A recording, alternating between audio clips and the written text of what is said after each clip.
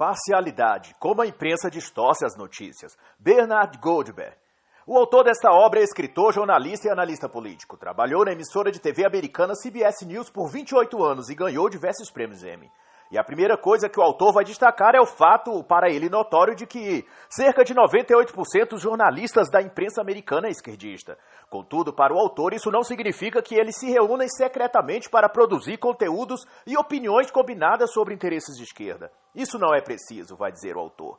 Isso acontece naturalmente com a maioria dos repórteres. É o que vai concluir Goldberg. A parcialidade esquerdista, na concepção do autor, trabalha sistematicamente para compartilhar essa ideologia através dos noticiários de TV e das opiniões públicas de seus comentaristas políticos. Isso ocorre porque os jornalistas são pessoas de carne e osso, cuja mente e convicção estão cobertos pelos valores esquerdistas. São ideólogos e em tudo o que fazem transparecem esse viés de pensamento. E como bem destaca Bernard Goldberg, a parcialidade esquerdista é o resultado de uma visão de mundo. E a verdade nas redações de rádio, jornalismo, impressos e TV, aqui também no Brasil, é que, por mais que tentem não falar sobre isso abertamente, todos estão envoltos nessa névoa esquerdista e trabalham movidos por ela. E assim como ocorre também aqui no Brasil, Goldberg vai explicitar que pode-se falar de tudo, contra a igreja, contra o Papa, contra o exército ou o que quiser, menos falar mal da mídia, dos meios de comunicação jornalísticos. Os jornalistas consideram-se uma espécie de elite sagrada em que tudo o que dizem e informam em seus noticiários deve ser recebido por todos como versículos de algum livro sagrado. Não se pode questionar sua parcialidade ou inclinação ideológica, por mais evidente que seja. E na página 28, Goldberg vai fazer um comentário que parece ser o exato retrato daquilo que se vê evidente e escancarado no jornalismo brasileiro. E mais ainda nos ditos jornalismo de opinião, como está na moda falar em 2019 no Brasil. E Goldberg vai dizer, o jornalismo televisivo havia se transformado numa vitrine para repórteres arrogantes que nem sequer fingem esconder seu desdém com relação a pessoas e a ideias das quais não gostam por motivos ideológicos. Na prática, isso pode ser ilustrado perfeitamente, dando uma observada nas caras e bocas e nos constantes atritos provocados no programa de comunicação e entrevistas da rádio e internet da Jovem Pan, por exemplo, ou do Morning Show, capitaneado por Edgar Piccolo. Este, junto ao comentarista de cultura Fefito, protagonizam cenas de claro desdém ao também comentarista político contratado Caio Coppola. Para toda opinião de Caio, Edgar e Fefito fazem dupla para rirem, debochar e interromper suas falas o tempo todo. Edgar e Fefito, embora não admitam, são parciais esquerdistas e não respeitam outro qualquer convidado que destoe de suas opiniões. Isso é tão destacado na redação do programa que virou meme em muitas das situações de perseguição aberta contra o comentarista conservador Caio Coppola. E o mesmo pode ser observado no comportamento de outros dois comentaristas do mesmo grupo Jovem Pan. Mas em outro programa jornalístico, são a Vera Magalhães e o Josias Toledo, no programa 3 em 1. A senhora Vera Magalhães se diz isenta e imparcial, mas desdenha, ri e se enfurece de qualquer opinião que não seja de fundo progressista. E de tal modo se tornou evidente a parcialidade dela e de seu amigo de bancada, antes Joel Pinheiro e no corrente ano de 2019 Josias Toledo, que o programa foi apelidado de 2 contra 1, porque ambos sempre ficam contra um terceiro comentarista que é liberal como Rodrigo Constantino ou conservador como Bruno Garchagen. Coisas como essa ocorrem cada vez com maior frequência e o autor vai explicar um dos motivos, dizendo que os jornalistas infiltram suas opiniões pessoais nas matérias sorrateiramente, para que fiquem com a aparência de reportagem isenta. Mas um olhar um pouco mais apurado logo percebe que se trata da velha e clássica parcialidade, simples assim. E o autor então vai contar que seu drama começou a partir de quando, ao perceber toda essa parcialidade, sempre inclinada à esquerda e ao progressismo, passou a cobrar nos bastidores da TV e do jornalismo que houvesse um debate mais igualitário quanto aos temas mais relevantes na TV, tal como aborto, taxação da renda, imposto fixo, ideologia de gênero, etc. Mas Goldberg foi percebendo que não havia espaço na mídia para opiniões que divergiam daqueles que a esquerda globalista queria mostrar. Em questões sociais e culturais, as pautas esquerdistas tinham sempre de ter destaque e ressoar nos ouvidos públicos como verdades inquestionáveis. E Bernard vai destacar nas páginas 34 e 35 como pesquisas e números estatísticos foram aumentados e evidenciados pelo jornalismo televisivo nos anos em que ele trabalhava na TV, para salientar o caos na moradia ou na saúde pública, destacando o grande aumento das pessoas em situação de rua e dos casos de AIDS, por exemplo. Assim como o grande espaço que se dava aos ativistas pró-aborto, como a Organização Nacional das Mulheres, fundada pela feminista Beth Friedan em 1960, para falarem na TV aberta em defesa do aborto, ao passo que as conservadoras que militam contra o aborto muito esporadicamente em horários e tempos estratégicos é dada oportunidade para falarem. E isso tendo de aturar ser o tempo todo interrompido pelo apresentador ou pelo âncora do programa, que faz questão sempre de mostrar seu desprezo e parcialidade quanto a tudo aquilo que o entrevistado está dizendo. Uma amostra disso são os vários casos de participação do comentarista da Jovem Pan, Caio Coppola, no Morning Show, ou no 3 em 1, em que o âncora Edgar Piccoli ou a comentarista Vera Magalhães simplesmente não deixa falar. Basta Caio começar a discorrer um raciocínio e ele é cortado, interrompido e muitas vezes com ironia e risadas de deboche para em seguida o Edgar chamar o break comercial. Não há espaço para discordâncias no establishment midiático. É essa a conclusão do autor. E como agravante, o autor vai alarmar que toda a mídia está também dominada pelo politicamente correto.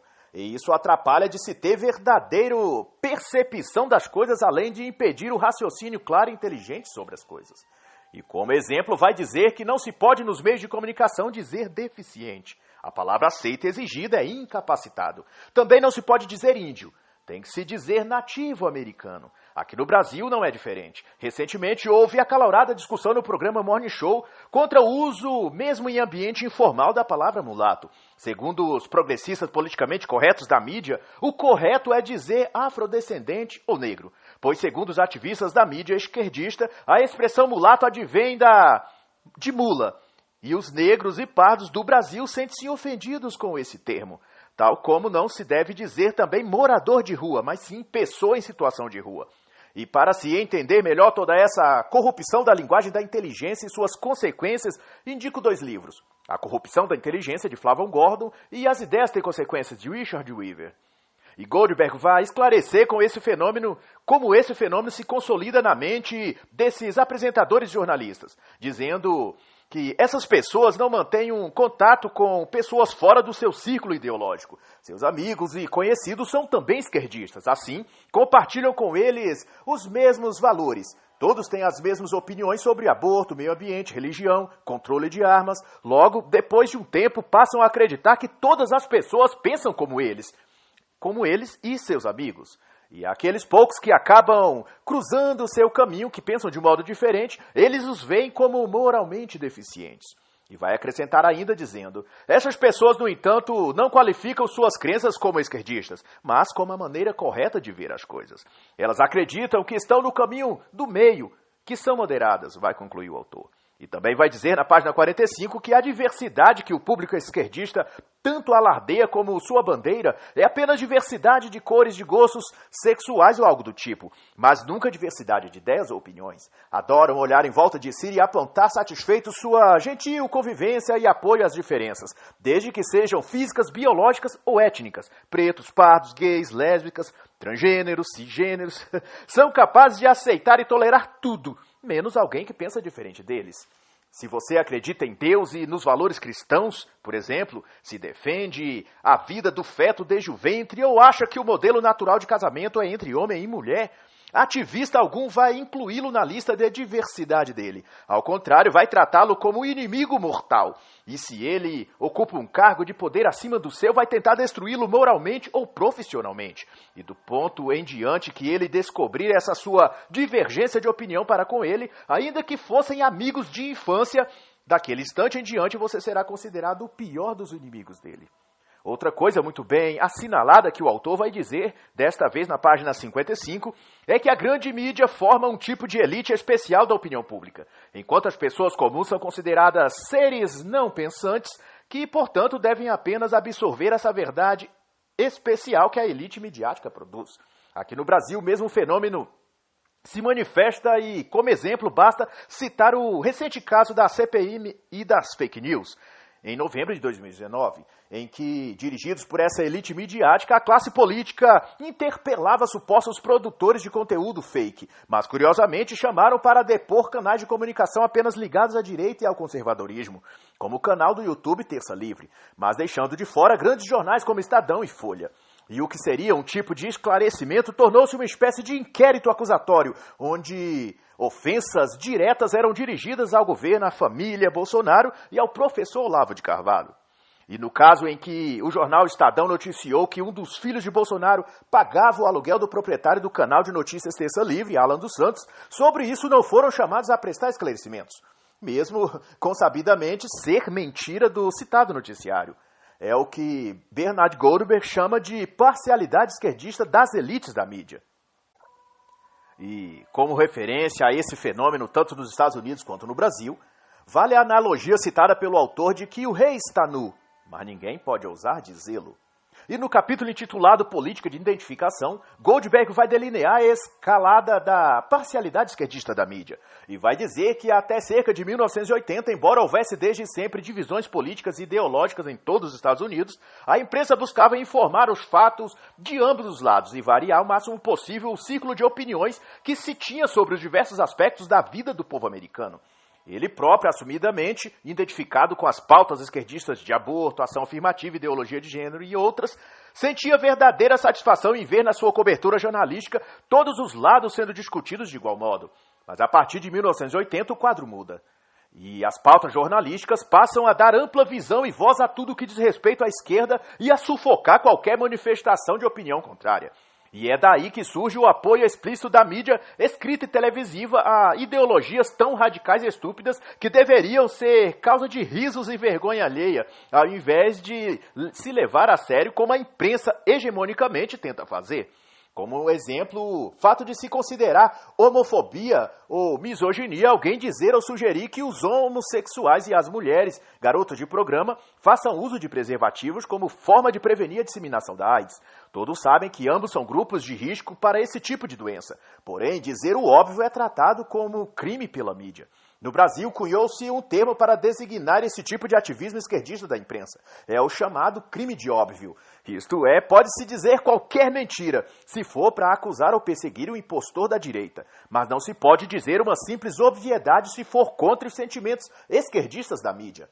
Goldberg também vai observar um fato recorrente da mídia americana e que passou também a ser replicado aqui no Brasil, a partir da candidatura e eleição do presidente Jair Bolsonaro. No caso americano, o autor vai destacar que a TV assinalou e identificou cada um dos senadores eleitos conservadores em sua cobertura jornalística, ao passo que, quando se apresentava um candidato de esquerda, dizia apenas seu nome e estado que representava. No caso dos conservadores republicanos, dizia-se, por exemplo, senador Rick Story, republicano e conservador convicto, senhor Smith, outro republicano muito conservador que pretende a candidatar-se à presidência. E assim cada um dos eleitos que fossem de direita era devidamente marcados no procedimento que o autor Flávio Gordon chama de marcação, em que a mídia deixa evidente para o público de esquerda quem são seus alvos, quem eles devem perseguir, quem são seus inimigos. O mesmo ocorre aqui no Brasil, quando em 2019 o Estadão e Veja publicaram uma certa lista ou mapa elenecando os nomes de quem eles diziam ser a rede bolsonarista, que propagava o crime de ódio pela internet. Curiosamente, os supostos criminosos virtuais eram os conservadores e pessoas de direita, que apoiavam o governo Bolsonaro. Essas pessoas foram, na verdade, marcados pela mídia para que militantes de esquerda pudessem identificá-los e persegui-los posteriormente.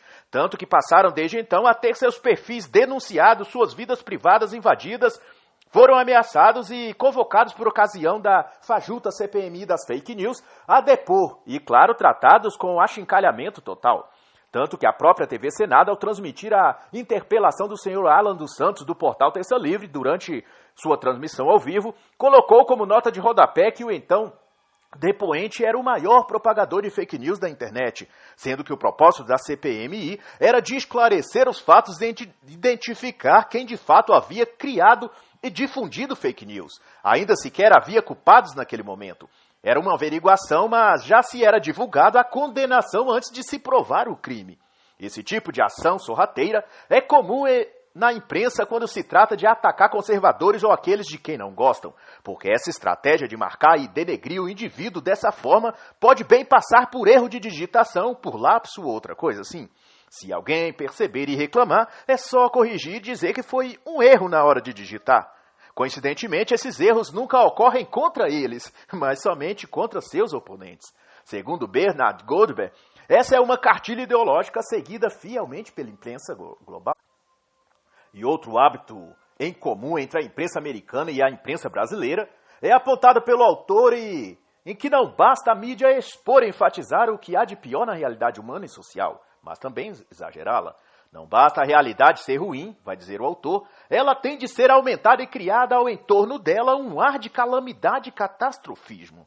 E como exemplo, ele vai citar o fato ocorrido no debate público americano, onde um canal de TV noticiou cerca de 300 mil moradores de rua. Outros davam o número de 600 mil e outros, mais ainda alarmistas, falavam em milhões. Quanto a isso, Goldberg vai declarar: não importa quão difícil seja a realidade, a mídia sempre vai retratá-la ainda pior. Para o autor, essa estratégia tanto pretende fomentar o puro desespero e sentimento de causa e revolta popular contra as políticas públicas, como também visa conquistar apoio e solidariedade, que significa mais dinheiro para suas causas. Um fato notório disso aqui no Brasil ocorreu em 8/4/2014, quando em entrevista coletiva no Instituto Lula, o próprio Luiz Inácio conta como inventava números exagerados sobre aborto, moradores de rua, etc. E tudo com a anuência da mídia, que, é claro, sabiam os números estatísticos verdadeiros. Porém, nada falava sobre eles, porque a ideia era exatamente dar ênfase ao discurso exagerado para fomentar o caos. Na ocasião, o senhor Luiz Inácio Lula da Silva disse à reportagem que inventou que haviam 25 milhões de crianças de rua no Brasil e gerou com isso enorme comoção internacional. Mas, na realidade, o censo da época estimava o número de 23 mil crianças de rua no Brasil. Em qualquer mídia ativista, as tragédias humanas são sempre boas fontes para se criticar o governo, vai dizer Goldberg. Essa conclusão de Goldberg depreende de outro caso notório de parcialidade da imprensa nos Estados Unidos: a disseminação do vírus da AIDS. Embora o vírus HIV disseminava-se num primeiro momento majoritariamente entre viciados em drogas injetáveis e homossexuais, a mídia fazia de tudo para ocultar essa realidade e transferir a culpa, o medo, para a classe média americana. E passaram então a invocar o medo e o alarmismo para se criar o pânico na população alvo de suas mentiras. E as reportagens de capa nos noticiários passaram a conter frases amedrontadoras como o de Lady Home Journal, que dizia à época: AIDS e casamento, o que toda mulher deve saber. Ou a manchete do Atlantic Monthly: heterossexuais serão o segundo estágio da AIDS. E assim por diante. Uma famosa americana, por exemplo, veio a público dizer que até 1990, 1 a cada 5 americanos héteros iriam morrer de AIDS. E essa mulher era Oprah Winfrey. E para corroborar as mentiras midiáticas sobre a AIDS, se utilizou também o velho método de manipulação dos números e estatísticas.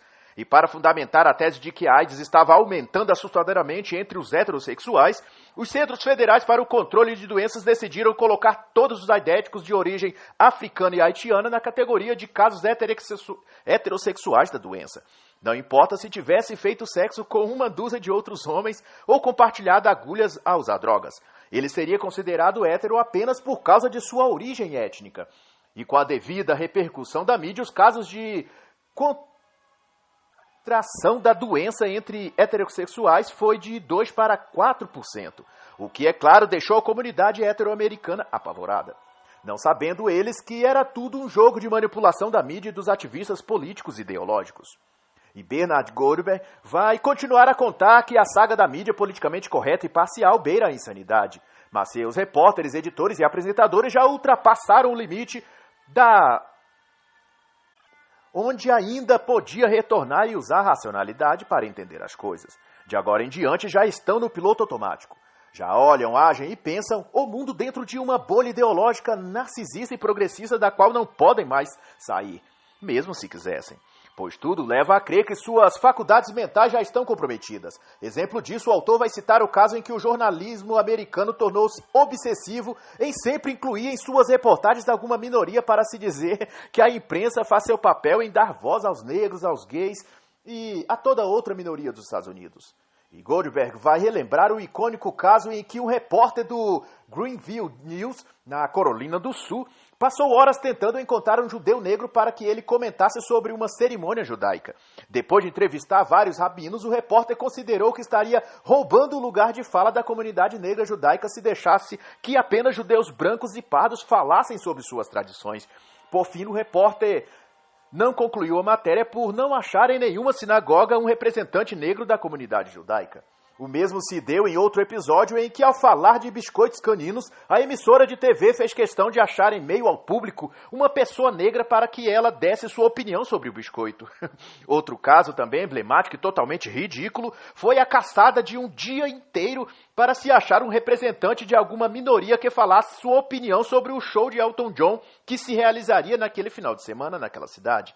E para o autor isso significa que a mídia, de modo geral, tornou-se tão obsessiva e compulsiva em seguir a agenda do politicamente correto que distanciou-se da própria realidade e bom senso.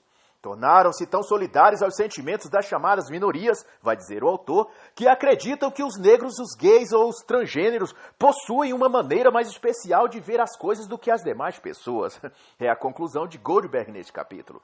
Mas em tudo isso, o maior absurdo do politicamente correto talvez seja o ocorrido nas Ilhas Virgens, no Caribe, por ocasião do furacão Irma, em 2017. Na ocasião, havia-se filmado diversos saques em comércio e residências, mas ao checar a matéria antes de colocá-la no ar, o editor-chefe optou por fazer a reportagem, mas sem mostrar as imagens, pois, segundo este, haviam negros demais saqueando as lojas e isso afetaria a imagem da comunidade negra nos Estados Unidos. Contudo, não se deu conta de que 95% dos habitantes da ilha eram negros, assim como os policiais que atenderam a ocorrência. E também os médicos que davam plantão para salvar as vítimas do incidente. No entanto, a lógica e a veracidade dos fatos já de muito deixaram de fazer parte do trabalho jornalístico. E outra importante revelação sobre a parcialidade da mídia está registrada na página 132, na pesquisa que as fundações Freedom Forum e World Center realizaram em 1996 envolvendo articulistas políticos e editores de redações jornalísticas. 89% dos jornalistas disseram votar em candidatos de esquerda e, ao serem perguntados com qual partido se identificavam, 50% disseram identificar-se com partidos de esquerda, os democratas, e apenas 4% com republicanos. E a conclusão disso está óbvia. As pessoas que fazem as matérias são esquerdistas. As que editam as matérias também. E, igualmente, as que apresentam as notícias. E Goldberg, então, vai dizer que o problema da parcialidade esquerdista da mídia é como um elefante branco na sala. Todos veem que está lá, mas todos recusam-se a admitir o que estão vendo. Em outra relevante pesquisa, desta vez realizada pelo Los Angeles Times em 1985, revelou-se que 55% dos jornalistas eram de esquerda. 82% deles apoiavam o aborto, 81% eram a favor das ações afirmativas e 78% eram contra a posse e porte de arma de fogo. Isso demonstra o porquê as pautas dos jornais remetem sempre a agendas marxistas. É que quem as escreve e edita são, de fato, marxistas. E no capítulo intitulado O Alvo são os Homens, o autor vai discorrer sobre a misandria escancarada e a campanha anti-homem promovida pela mídia e fortalecida por grupos de ativismo gay, pelas feministas e até mesmo pela classe artística em geral. Se há um tempo atrás o ódio pelo gênero masculino era velado e pontual, vindo de grupos minoritários e sexistas como as feministas radicais, agora a guerra contra os homens é direta, generalizada e orgulhosamente declarada, sobretudo nos meios de comunicação das rádios e TVs. E exemplo disso, Goldberg vai citar a matéria publicada no New York Times, escrito por Natalie Anger, que dizia: um dos problemas mais frequentes da biologia evolucionista é o macho, porque ele não desaparece.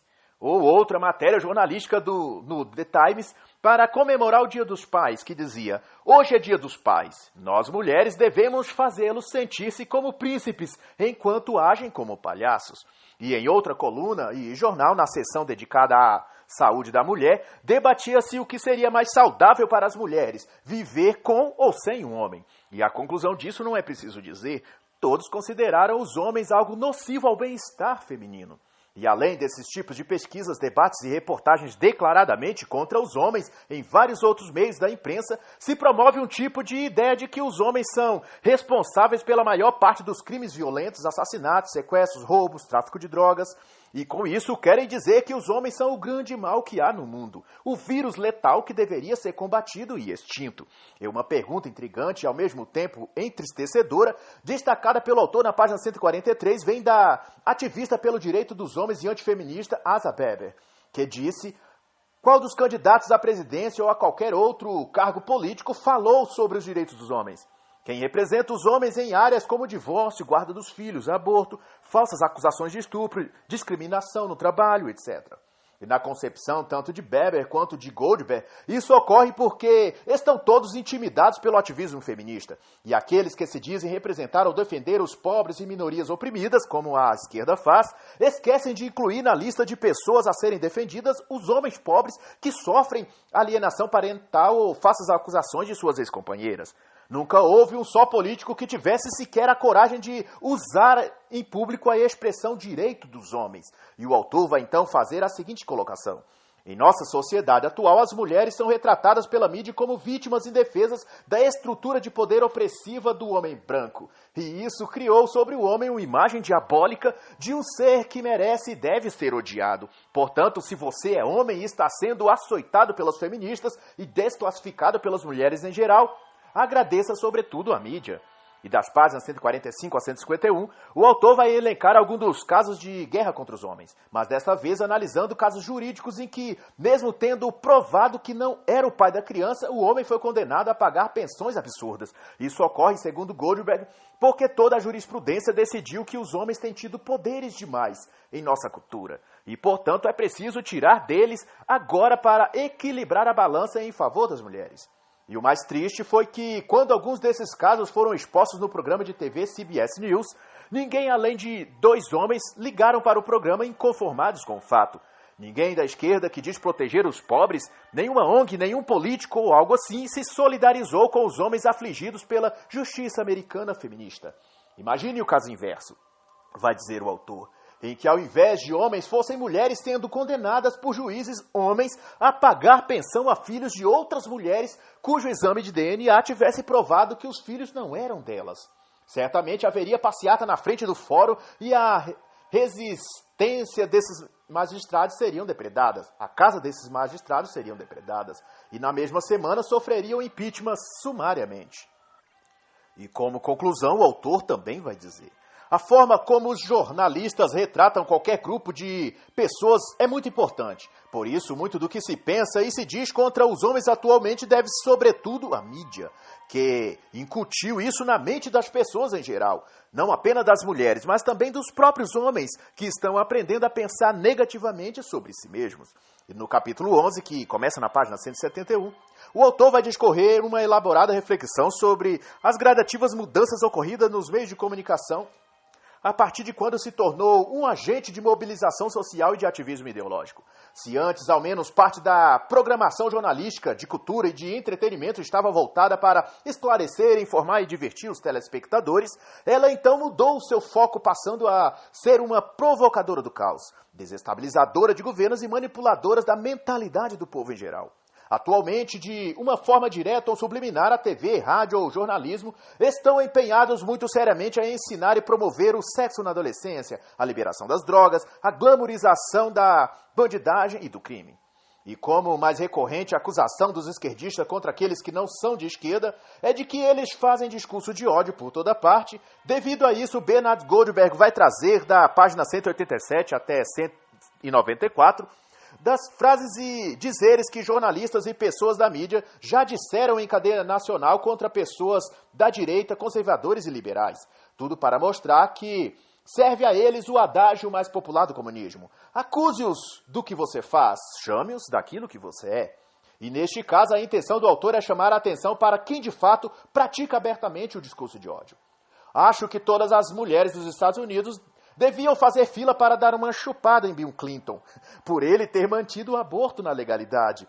Eu ficaria feliz em fazer isso. Isso foi dito por uma ex-repórter da Time em 1998.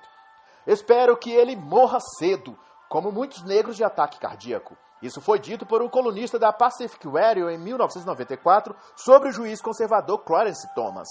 Desejo que ele ou o seu neto pegue AIDS e morra. Isso foi escrito por uma repórter da ABC. sobre o senador republicano Jesse Helms em 1995. É uma mulher sórdida que mora em um trailer. Isso foi dito por Evan Thomas, do Newsweek, em 1994, sobre Paula Jones. Foi o esquerdismo que trouxe força para a minha vida. O conservadorismo nada fez por mim. Isso saiu numa matéria na CBS em 1994. E em tudo isso, Goldberg chama a atenção para o fato notório que os esquerdistas podem falar livremente o que pensam sobre os conservadores, sem que haja qualquer protesto na mídia. Mas o mesmo não vale para os conservadores, que a menção de qualquer opinião sobre marxismo e esquerdismo ou qualquer de suas pautas, eles são violentamente atacados, processados e têm seus nomes e rostos expostos exaustivamente para o público sob a alcunha de divulgadores do ódio. Assim como no corrente ano de 2019, os conservadores e apoiadores do governo Bolsonaro são atacados e chamados a depor na CPMI da fake news em Brasília, sendo acusados de integrarem a milícia do ódio. Tudo porque afirmam em suas redes sociais e plataformas digitais que o marxismo não deu certo em lugar algum do mundo, além de prestigiarem o escritor e filósofo Olavo de Carvalho, o qual é assumidamente crítico à esquerda mundial e ao Foro de São Paulo. Em suma, ter uma opinião divergente da esquerda tornou-se crime de ódio no Brasil e também no mundo. E mais adiante, o autor vai chamar a atenção para um fenômeno que também ocorre aqui no Brasil, de que a cada ano a TV americana perde mais audiência. E em 1995, a audiência dos telejornais, por exemplo, era em torno de 51%. Em 1996, era de 50%. Em 97, havia caído para 49%. E em meados de 2001, estava em torno de 40%. E Bernard Goldberg vai apontar como causa a percepção do público sobre a inclinação esquerdista da mídia. E com isso, a migração dos telespectadores para outras programações como streamings de filmes, TV a cabo e plataformas digitais como nos anos mais recentes do YouTube. E para aqueles que insistem em não acreditar na parcialidade esquerdista da mídia, basta observar e tomar nota de como a mídia lida com questões como aborto, feminismo, questões de gênero, de racismo, etc. Tudo o que dizem e divulgam nesse contexto está alinhado com a agenda progressista. E na página 204, o autor vai trazer um ocorrido nos Estados Unidos em 1995, e como o caso foi tratado pela mídia na época. E o curioso é que, em muito, tudo lembra o que agora acontece aqui no Brasil, no corrente ano de 2019. Em abril de 1995, o veterano do exército Timothy McVeigh perpetrou um ataque terrorista explodindo o prédio do governo federal em Oklahoma, em que 168 pessoas foram mortas e mais de 600 ficaram feridas. Veig foi condenado à morte executada em 2001. Mas não obstante tudo isso ser trágico e terrível, a mídia americana rapidamente se utilizou desse fato para relacionar a calamidade a supostos discursos de ódio que os conservadores estavam promovendo por meio das rádios americanas. É consabido que, tradicionalmente, as emissoras de rádio norte-americanas conservadoras e independentes mobilizam a opinião pública nos Estados Unidos e fazem frente aos canais de TV que são hegemonicamente esquerdistas. Goldberg vai dizer que as emissoras de TV, por meio de seus repórteres e jornalistas, usavam expressões como atmosfera maligna para se referir aos programas de rádio conservadores. Queriam dizer com isso que o afamado discurso de ódio dos radialistas conservadores era o culpado por Timothy McVeigh agir como agiu. Semelhante fato ocorre no Brasil em 2019, mas em vez de a mídia culpar o radialismo pelo discurso de ódio, eles culpam as mídias digitais como YouTube, Facebook e Twitter. A narrativa, porém, é exatamente a mesma. Dizem que os conservadores estão promovendo o ódio e desestabilizando o país por meio das fake news. E como todo o aparato jurídico, midiático e político estão imersos nessa nefasta ideologia esquerdista, essas narrativas vão servindo de base para se criar um controle total da internet por meio de leis que prontamente são deferidas pelos magistrados também progressistas. E todo o cerco é devidamente aprontado para que nenhuma voz conservadora seja ouvida na rádio, TV ou na internet. E a população, refém de um sistema de ensino que lhe tirou a capacidade de pensar, apoia e crê no que a mídia e os políticos estão a dizer. E embora certos parlamentares que investigam os supostos crimes das fake news não sejam sequer capazes de achar o sujeito de uma frase em plena CPMI, como foi o caso do então deputado federal David Miranda, em plena sessão da CPMI das fake news, em 5 de novembro de 2019, no Senado brasileiro, enquanto interpelava-se o jornalista do portal Terça Livre, Alan dos Santos. Seja como for, o objetivo, tanto no caso americano como no tal CPMI no Senado brasileiro, é o mesmo. criar forçosamente conexões entre conservadores e crimes de ódio de todo tipo. Porque isso favorece os propósitos da esquerda em todo o mundo, de controlar tudo e calar seus oponentes. E para aqueles que não acreditam no sincronismo da mídia para perpetuar a agenda esquerdista, o autor vai relatar o caso de quando tornou-se um sucesso no mundo árabe a música chamada Eu Odeio Israel. Naquele período, a TV CNN fazia uma matéria com o mesmo título. A rádio NPR fez o mesmo.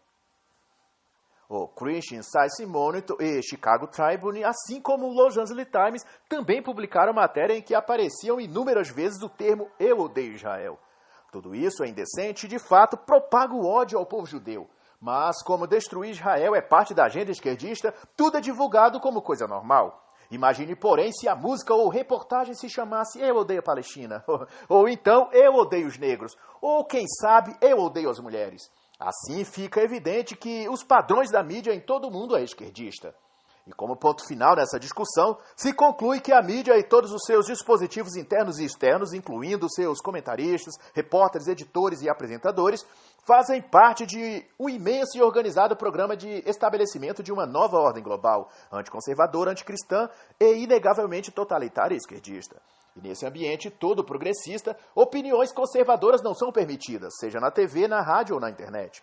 E quem sabe, a partir da tecnologia 5G, aquilo que você pensa ou diz no secreto do seu quarto também venha a ser capturado por seu smartphone e devidamente censurado. E assim encerra o livro Parcialidade, como a imprensa distorce as notícias, de Bernard Goldberg.